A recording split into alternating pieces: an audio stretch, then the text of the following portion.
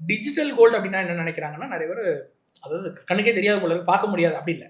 Digital gold அப்படிங்கிறது ஒன்றுமே கிடையாது. ஃபிசிக்கல் கோல்டு அண்ட் ஃபிசிக்கல் சில்வரை டிஜிட்டல் ஃபார்மெட்டில் ஹோல்ட் பண்ணிக்கிறது பேர் தான் டிஜிட்டல் கோல்டு. அப்போ இவென்ச்சுவலி அவங்க வேணுங்கிறப்ப அதை ஆர்டர் பண்ணி ஃபிசிக்கல் கோல்டை வீட்டுக்கே டெலிவரி எடுத்துக்கலாம். ஸோ இதுக்கு டெலிவரி வேணுங்கிறவங்களுக்கு மட்டும் அந்த டெலிவரி சார்ஜ் மட்டும் அவங்க பே பண்ணுற மாதிரி சுச்சுவேஷன் இருக்கும். இதையும் நான் இப்போ ட்ரான்ஸ்பரண்டாக சொல்லிடுறேன். ஏன்னு நான் சொல்கிறேன், இன்னைக்கு கோயம்பேட்டில் ஒரு தக்காளி மூடையை நம்ம வீட்டுக்கு எடுத்துட்டோம்னா கூட அங்கேருந்து இங்கே ஒரு பாயிண்ட் ஏலேருந்து பாயிண்ட் பிக்கு நவுத்துறது செலவாகும்.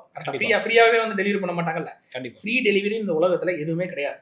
இது நான் இப்போவே அப்ரண்ட்டாக சொல்லிடுறேன். ஏன்னா நிறைய பேர் என்ன நினைச்சிட்டு இருக்காங்க, சார் அவங்க மட்டும் ஃப்ரீ டெலிவரி கொடுக்குறாங்க, நீங்கள் ஃப்ரீ டெலிவரி கொடுக்கல. சார் உலகத்தில் ஃப்ரீ டெலிவரி ஒன்று கிடையாது. ஏன்னா அந்த டெலிவரி பண்ணுறதுக்கு ஒரு காஸ்ட் ஆகும். அந்த காஸ்ட்டை பொருள் ஆட் பண்ணி தான் அவங்க கொடுக்குறாங்க.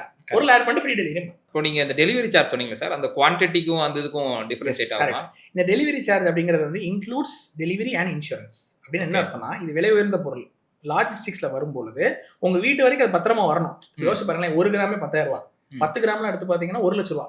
1 லட்ச ரூபா பொருள் உங்க வீட்டுக்கு வரும்போது இப்போ அந்த இன்சூரன்ஸ் போடாமல் வந்துச்சுன்னா என்ன ஆகும்னு கேட்டிங்கன்னா, ஃபர்ஸ்ட் ஆஃப் ஆல் ரிஸ்கியாக இருக்கும் உங்களுக்கு எங்களுக்குங்கிற மாதிரி ஒரு பிரச்சனை இருக்கும். கண்டிப்பாக இன்சூரன்ஸ் இல்லாமல் அனுப்பிச்சிட்டோம்னா சப்போஸ் அந்த வந்துகிட்டு இருந்த அந்த லாஜிஸ்டிக்ஸ் வேனோ லாரிக்கோ ஏதோ ஆக்சிடென்ட்டோ டேமேஜோ ஏதோ ஆகுதுன்னு வச்சுக்கோங்க. ஓகே, அப்போ கஸ்டமரோட இது பிரச்சனை வரக்கூடாதுங்கிறனால வி மேக் ஷூர் தட்